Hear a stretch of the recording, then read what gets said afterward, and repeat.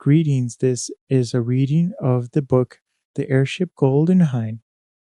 Some of the language in this book has not aged well and is indeed no longer politically correct. Take caution when listening to this visual audiobook. Footage and photography are provided by Photations. At Photation, we believe that the world would be a better place if people spent their time being creative. Join us in practicing art so we all can be the master of art. Find art prints available at our store www.photationsstore.com. Keep our artwork alive by making a donation at photationsdonations.com.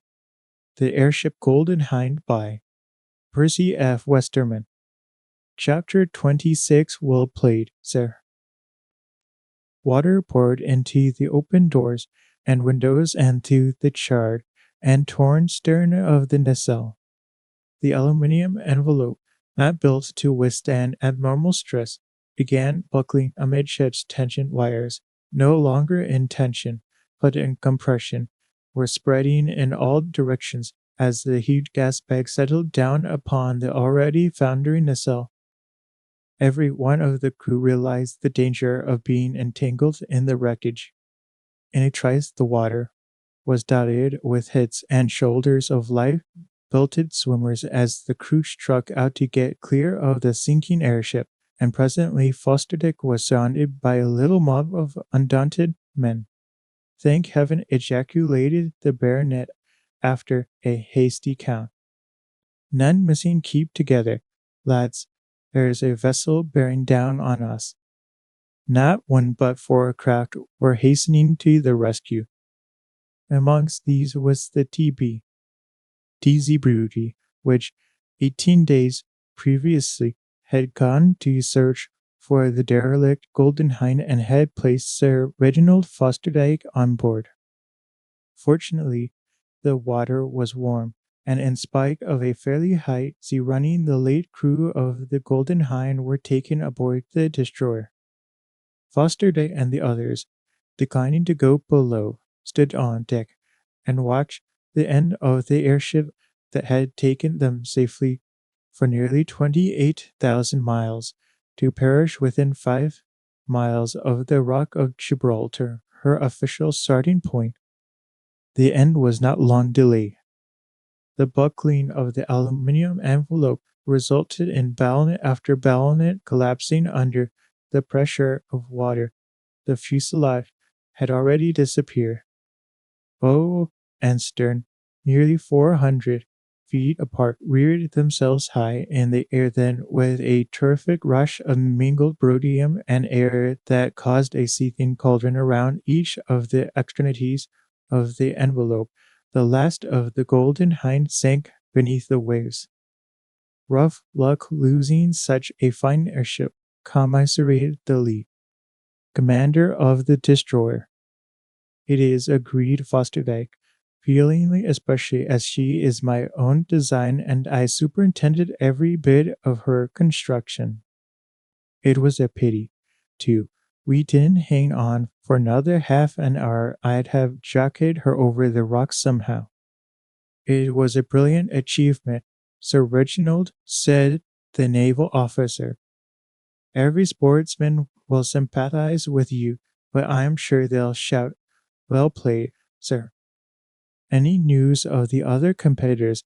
Asked Peter. Yes. Commodore Knight, the Hind, is still stranded in Australia, but I suppose you know that Count Hiashi, the Jap, crashed somewhere near Saigon. He, too, was almost home. Jolly hard lines, murmured Kenyon. Sympathetically was he hurt. Mel hardly bruised, but a bit shaken. Engine failure, they say, continued the lead commander. That leaves only the Hunt to be accounted for.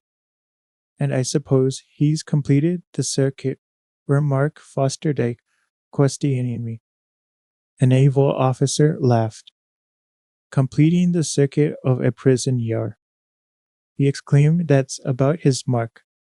A Spanish yacht brought Count Onsense in this morning and handed him over to the port admiral. It'll be a 3 years job, I fancy. Huns must learn that they can't bomb British air stations in peacetime with impunity.